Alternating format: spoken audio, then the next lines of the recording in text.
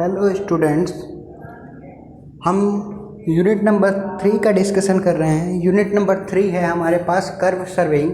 Curve surveying में जब हमने कर्व के बारे में पढ़ा था तो हमें ये पता था कि जो कर्व थी वो दो तरह की कर्व होती हैं। एक होती है हॉरिजॉन्टल कर्व, एक होती है वर्टिकल कर्व। हॉरिजॉन्टल कर्व में भी हमने डिफरेंट चीज़ें देखी कि सिंपल कर्व क्या था, उसकी सेटिंग क्या थी, कंपाउंड कर्व क्या होते हैं, फिर ट्रांजिशन कर्व क्या होती है। ये चीज़ें हमने डिस्कस कर चुके हैं। आज हम जो डिस्कस करेंगे वो टॉपिक है हमारे पास क्या, vertical curve. Vertical curve means हमारे पास जो कर्व होगा वो क्या होगा, वर्टिकल प्लेन में होगा, इसलिए उसको क्या नाम पड़ा था, वर्टिकल कर्व। तो आज हम डिस्कस करेंगे वर्टिकल कर्व के डेफिनेशन के बारे में और फिर टाइप्स ऑफ वर्टिकल कर्व्स के बारे में। तो वर्टिकल कर्व पता चल गया क्या होता है, इसकी डेफिनेशन देख लेते हैं।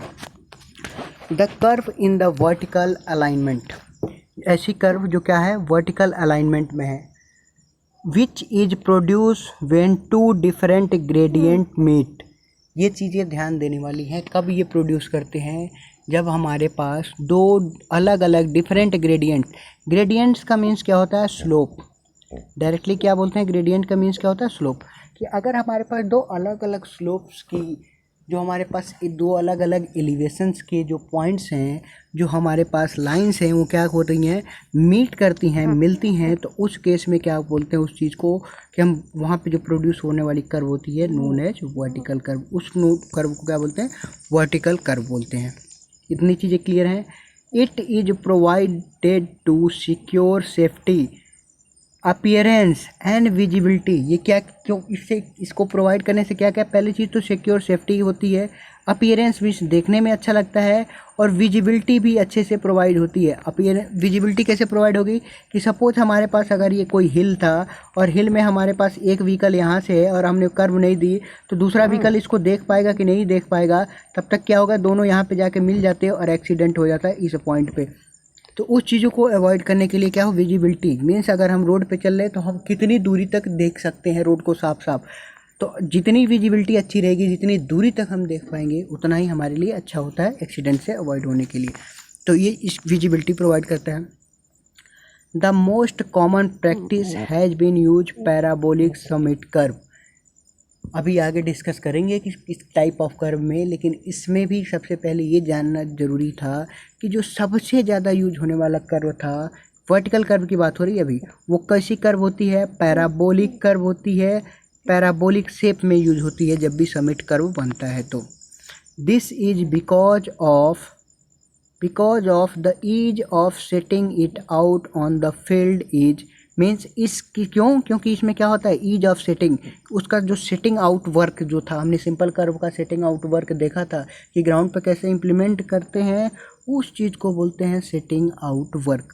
तो इसका क्या है, सेटिंग आउट वर्क क्या है, बहुत ही आसान है। एंड क्या है, फील्ड पे आसान भी है, ईज है, कंफर्टेबल है, और क्या है, one gradient to another gradient. जब चेंज होता है एक ग्रेडियंट से दूसरे ग्रेडियंट, तो उस समय ये सारी चीज़ें क्या होती हैं, कंफर्ट प्रोवाइड करती हैं। Further more the use of parabolic curve give excellent riding comfort. जो पैराबोलिक जो हमारे पास शेप होता है उससे क्या होता है, एक्सीलेंट कंफर्ट प्रोवाइड होता है।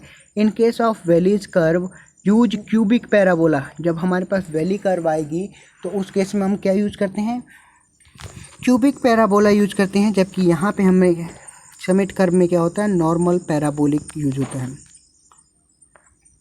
अब ये चीज़ें पता चल गई होंगी। ट्रांजिशन कर्व कहाँ होता है कि एक हमारे पहाड़ जा रहा है इधर से, एक पहाड़ है इधर से, तो वहाँ पे क्या होगा, एक्सीडेंट यहाँ पे ना हो, इसलिए हम क्या करते हैं, वर्टिकल डायरेक्शन में एक कर्व प्रोवाइड कर देते हैं। इस कर्व को क्या बोलते हैं, वर्टिकल कर्व बोलते हैं। नेक्स्ट पॉइंट है हमारे पास type of vertical curve. Already हमने अभी डिस्कस कर ही दिया था, दो नाम आ रहे थे, तो दो नाम से ही पता चल रहा है कि कितनी तरह से हैं, दो तरह से। एक क्या है हमारे पास, ये किस बेसिस पे क्लासिफिकेशन किया गया है, तो ये classification depending upon the shape of profile, कि हमारे पास जो शेप बन रही है इस वर्टिकल कर्व की, उसकी प्रोफाइल के बेसिस पे हमारे पास वर्टिकल कर्व को डिवाइड किया गया है टू पार्ट्स में। पहला तो हमारे पास दिख रहा है समिट कर्व, और दूसरा नाम हमारे पास यहाँ दिख रहा है वैली कर्व, या इसी को बोलते हैं क्या, सैग कर्व। तो ये दोनों कर्व हमारे पास नाम तो पता चल गए कि समिट कर्व क्या है, वैली और समिट कर्व को कब हम ड्रॉ करते हैं, कब ये चीज़ें बनती हैं। तो when two gradient meet at the summit, summit किसको बोलते हैं? टॉप को। किसको बोलते हैं? टॉप को बोलते हैं। तो समिट कर्व को क्या बोलते हैं? हिल भी बोलते हैं।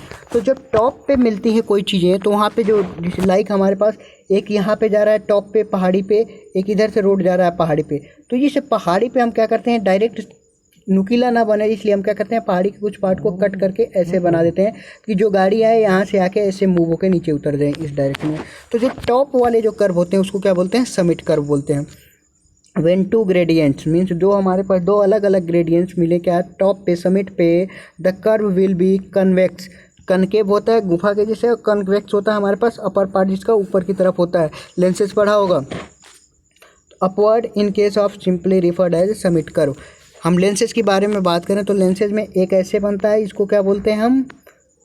इसको बोलते हैं कन्वेक्स। तो ऐसे जो कर्व होती है वो कन्वेक्स होता है, एक ऐसे हमारे पास लेंसेज होता है जिसको क्या बोलते हैं? Concave lens. तो ये हमारे पास अभी कैसा बन रहा है? क्वेश्चन में लिखा है क्या? कन्वेक्स टाइप में। तो यहाँ पे देखिए जो डायग्राम में भी है यहाँ पे भी दिख रहा होगा कि कर्व कैसे है। एक कर्व ऐसे जा रही है, ये कर्व भी ऐसे ही ड्रॉ हुआ है, ये कर्व भी ऐसे ड्रॉ हुआ है, ये कर्व भी ऐसे ही ड्रॉ हुआ है। तो ये चार अलग अलग केसें हैं। अब इन चारों केसेज में देखते हैं क्या क्या केसेज हैं। यहाँ पे नीचे ठीक है नहीं मेंशन है, नीचे मेंशन नहीं था तो यहाँ पे मैं दोबारा बता दे रहा हूँ क्या क्या चीज़ें होती हैं। पहली चीज़ें क्या हो रहा है कि एक दो ग्रेडियंट है। पहले केस में क्या हो रहा है, एक ग्रेडियंट इंक्रीज हो रहा है, दूसरा क्या है? कांस्टेंट ग्रेडियंट है।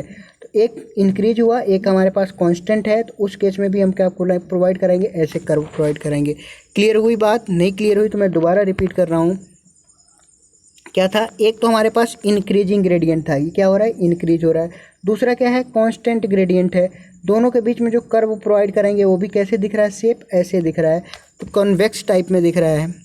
दूसरा हमारे पास क्या है कि एक तो हमारे पास क्या जा रहा है? इंक्रीजिंग तो जा ही जा रहा है, दूसरा क्या हो रहा है? डिक्रीजिंग हो रहा है। एक इंक्रीजिंग एक डिक्रीजिंग, वहाँ पे भी लाइक यहाँ पे एक इंक्रीजिंग एक डिक्रीजिंग। तीसरा केस क्या है? दोनों इंक्रीज हो रहे हैं कि कुछ ना कुछ हमारे पास क्या है, ये भी इंक्रीज हो रहा है, ये भी इंक्रीज हो रहा है। तो उस केस में भी जो कर्व बनेगा वो भी ऐसे ही शेप में बनेगा। तीसरा हमारे पास क्या है? एक इंक्रीजिंग है एक डिक्रीजिंग है, तो भी जो कर्व बनेगा वो ऐसे ही बनेगा। फोर्थ क्या है? एक कांस्टेंट है फिर क्या हो रहा है? डिक्रीजिंग हो रही, तो भी कर्व जो बनेगा ऐसे ही बनेगा। तो ये तो हमारे पास समिट कर्व के चार केसेस थे कि कब बनेंगे। अब बात करते हैं सैग की। सैग के केस में कब बनता है? व्हेन टू ग्रेडियंट्स, जब हमारे पास दो ग्रेडियंट मीट होते हैं वैली में, मीन्स किसी खाई में, तो उस समय में क्या बनता है? सैग बनता है। And the curve will have convexibility, means इसमें क्या बनेगा? कन्वेक्स बनेगा, कन्वेक्स लेंस जैसा। The curve is simply referred at valley curve. अब हमारे पास डिफरेंट हॉरिजॉन्टल केस होते हैं, तो हमारे पास सर्कुलर भी बन सकते हैं, क्वाड्रेटिक पैराबोला, क्यूबिक पैराबोला भी बन सकते हैं। एग्जाम्पल के तौर पे देख रहे हैं, एक हमारे पास नीचे की तरफ ढलान है और यहीं से एक और क्या हो रही है? एक और ढलान निकल रही है। तो ये जो दो लगातार ढलानों के बीच का जो एंगल है, पहला डायग्राम की बात कर रहे हैं, इस डायग्राम में देखिए पहले वाले, एक यहाँ पे कर्व जा रही है, इसी भी एक ढलान और है। अब इस ढलान में जो कर्व बनाएंगे वो ऐसे ही बनेगी, ऐसे ही कर्व बनेगी, उसका शेप जो होगा ऐसे कनकेव बनेगा। अगर उल्टा होता तो ऐसे क्या होता है? उस कन्वेक्स बोलते हैं, लेकिन अभी कैसा बन रहा है? केव बन रहा है, यहाँ पे गुफा टाइप में बन रही है, इसीलिए इसका नाम क्या बनता है? कनकेव। पहला क्या दिख रहा है? -n1 मीन्स ये भी क्या हो रहा है? घट रहा है, नीचे की तरफ ढल रहा है। -n2 ये भी नीचे की तरफ घट रहा है, तो उस केस में बनेगा। दूसरा क्या है? एक तो हमारे पास क्या हो रहा है? ढलान हो रही है, एक न्यूट्रल है, तो भी हमारे पास ऐसे ही कर्व बनेगा। तीसरा केस क्या हो रहा है कि पहले क्या बना? पहले ढलान बना, फिर क्या हुआ? ऊंचाई हुई, तो क्या बना? ऐसे कर्व बना। अगर ये अपोजिट होता तो हमारे पास वैली कर्व बन जाती। मीन्स अगर पहले ऊंचाई है फिर हम क्या कर रहे हैं? ढलान आ रही है, तो उस केस में देखिए कर्व ऐसे बनता। लेकिन अभी केस क्या है? उल्टा है, पहले ढलान है, ढल गए, फिर ऊंचाई पे चढ़नी है, तो हमारे पास क्या बच गया? यहाँ पे डीप बन गया, खाई बन गई, तो खाई को भरने के लिए क्या करेंगे? ऐसे कर्व को प्रोवाइड करेंगे। ऐसे ही हमारे पास फोर्थ केस है, उस केस में क्या दिख रहा है कि कुछ पहले चढ़ रहे हैं, फिर हमारे पास क्या हो रहा है? अगेन ही चढ़ रहे हैं, दोनों केस में चढ़ गए, उस केस में भी क्या होगा? यही चीज़ें हैपन होंगी। अब एलिमेंट की बात करें। एलिमेंट मीन्स कि जब हम कैलकुलेट करेंगे वर्टिकल कर्व में तो क्या क्या चीज़ें कैलकुलेट होती हैं। तो पहले यहाँ पे दिख रहा है क्या? डेविएशन एंगल निकालते हैं। कैसे? कि हमारे पास कुछ n1 क्या था? एक ग्रेडियंट था, एक n2 था, तो n1 माइनस n2 जो हमारे पास आएगा वो होगा हमारे पास क्या? डेविएशन एंगल, दोनों का जो स्लोप का डिफरेंस होता है। फिर हम क्या निकालते हैं? टेंजेंट लेंथ निकालते हैं। डायरेक्ट वैल्यू किसके बराबर आती है? l/2। क्लियर हो गई। एल क्या है, लेंथ ऑफ कर्व है। लेंथ ऑफ कर्व कैसे निकलता है, 2t या n इंटू आर से निकलता है। n क्या है हमारे पास, या डेविएशन एंगल है, और r क्या है, रेडियस है। ये चीज़ें हमें पता हो तो हम क्या पता कर सकते हैं, लेंथ पता है, और लेंथ पता के बाद हम टेंजेंट लेंथ निकल जाता है। फिर क्या निकालते हैं, मिड ऑर्डिनेट कैलकुलेट होता है। मिड ऑर्डिनेट का फॉर्मूला डायरेक्ट यहाँ पे मेंशन है, m इक्वल टू क्या है, 1 minus cos 180 multiply by n और डिवाइड बाई 2 पाई। ये हमारे पास किसका फॉर्मूला है, मिड ऑर्डिनेट का।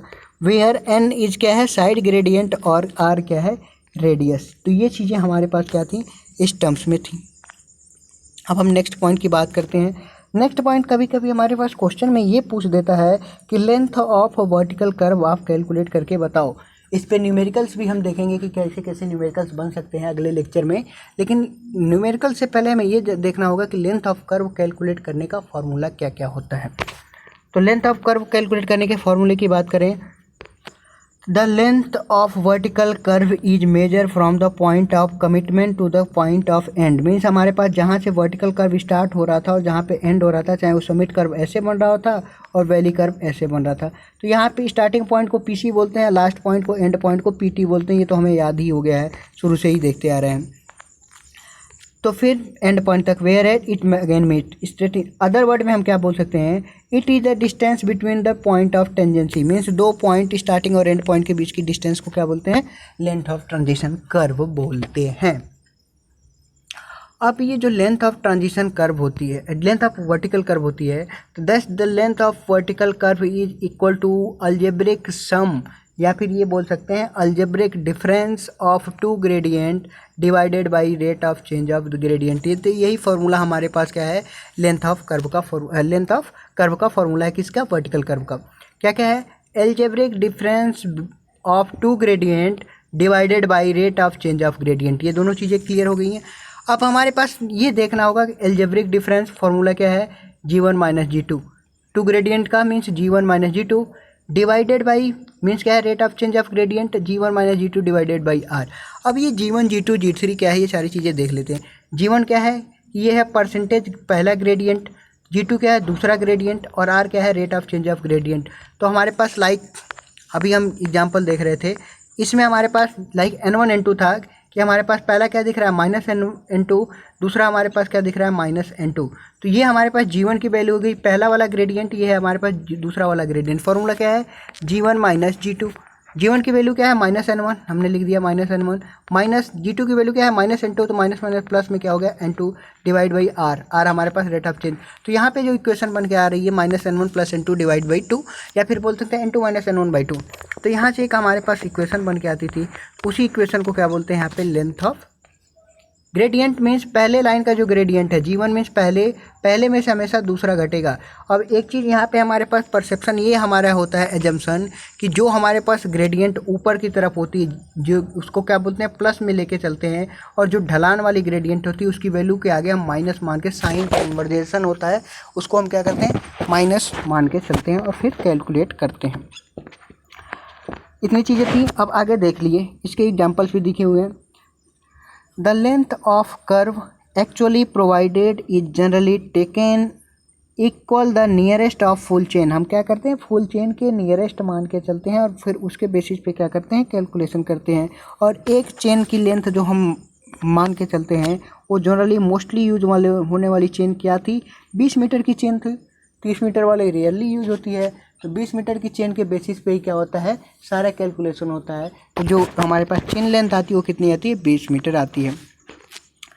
On 1/2 of the total length is provided each side of the summit curve.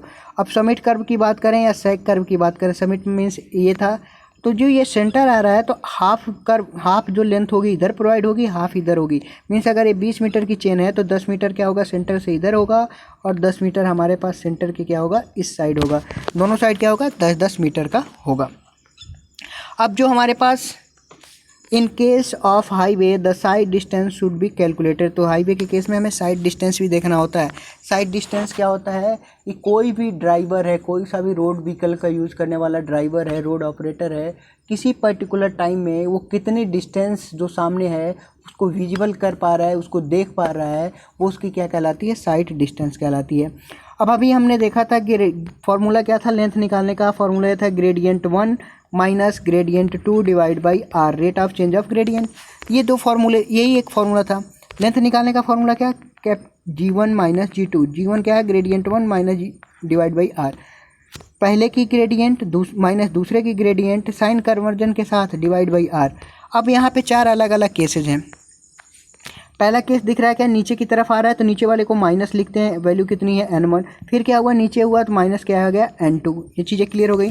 अब ओवरऑल जो ग्रेडियंट आएगा वो क्या होगा, क्या है G1 जो हम देख रहे हैं फॉर्मूला के बेसिस पे क्या है, overall gradient G1 minus G2 divide by R बाद में करेंगे, ये पहले घटा के देख लेते हैं। G1 की वैल्यू क्या है माइनस n1, G2 की वैल्यू क्या है ये माइनस, और G2 की वैल्यू ऑलरेडी माइनस है तो माइनस माइनस n2। तो यहाँ से क्या हो जाएगा, minus n1 minus minus n2, minus minus क्या हो जाएगा, प्लस हो जाएगा, तो क्या हो जाएगा माइनस n1 प्लस n2। या फिर इसको को क्या लिख सकते हैं, माइनस n1 प्लस n2 को हम लिख सकते हैं n2 माइनस n1। तो यहाँ ओवरऑल वैल्यू ये आ गई, ठीक है। दूसरे इक्वेशन में देखते हैं, पहले क्या हुआ, ढलान हुआ तो वैल्यू कितनी हो गई माइनस n1। दूसरा वाला n2 क्या है, 0 है। तो अब देखिए पहला क्या है माइनस n1, पहला क्या है G1 माइनस G2, फार्मूला दोबारा लिख लेते हैं। फार्मूला का हमारे पास फार्मूला क्या है, G1 माइनस G2। अब G1 minus G2 divide by are है, G1 माइनस G2, G1 की वैल्यू कितनी है माइनस n1, माइनस G2 की वैल्यू है 0, 0 को क्या है प्लस लिखें चाहे माइनस लिखें कोई फ़र्क नहीं पड़ता। ओवरऑल जो ग्रेडियंट आ गया किसके बराबर हो गया, माइनस n1 के बराबर हो गया। थर्ड वाले केस में क्या है, माइनस n1 है, पहले क्या हो रहा है घट रहा है, फिर क्या हो रहा है प्लस में हो रहा है। तो हम क्या कर सकते हैं, पहले G1 की value minus n1 minus G2 की वैल्यू प्लस n2। अब यहाँ पे क्या करेंगे, जो वैल्यू हमारे पास आ जाएगी वो किसके बराबर आएगी, माइनस n1 माइनस n2। अब माइनस कॉमन कर लें तो n1 प्लस n2। तो ये हमारे पास क्या थे, इसके डिफरेंट मेथड थे और डिफरेंट चीज़ें थी। इसके न्यूमेरिकल्स हम नेक्स्ट लेक्चर में डिस्कस करेंगे। अगर किसी को कोई डाउट होगा तो वो कमेंट में भी पूछ सकते हैं या फिर पर्सनल चैट के थ्रू भी पूछ सकते हैं, पर्सनल कॉलिंग करके भी पूछ सकते हैं। तो इस लेक्चर में हमने क्या देखा, वर्टिकल कर्व के बारे में पढ़ा। वर्टिकल कर्व हमारे पास कितने टाइप की थी, 2 टाइप की थी। हमारे पास एक का नाम था सैग या वैली बोलते थे, और पहला हमारे पास था समिट कर्व। तो ये 2 कर्व थी, इन दोनों कर्व के बारे में पढ़ा था, इन दोनों के अलग अलग केसेस देखे थे, फिर लेंथ ऑफ कर्व हमने कैलकुलेट किया था। Thank you.